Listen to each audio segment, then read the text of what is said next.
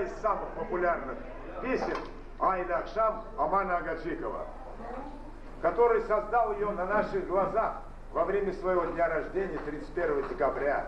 Мы попросили его, Нуры Халмамедов сидит, я сижу там, Айду Курбанов, Пердикулю Байрамов, Эзизов, Какаджан Эзизов. И я говорю, Аманджан, вот сейчас современный танго, мы тогда молодые были, танцуем, ну сделай туркменское первое танго. Халмамедов говорит, давайте, взял две тарелку, ложки и начал. Аманджан начал импровизировать, и из этого получилась популярнейшая песня, которая будет жить в веках.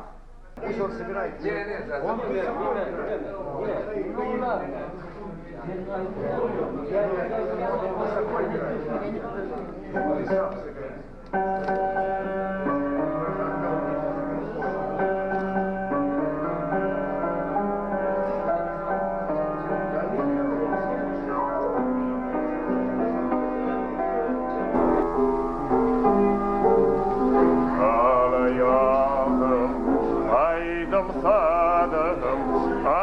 Alkışettin ovadım, ay akşam, ay gördüm, ayıp oldu bu derim.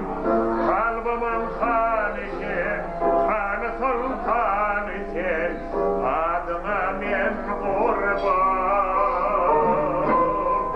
Senin safan için, senin vefan için, özlemetme armağan.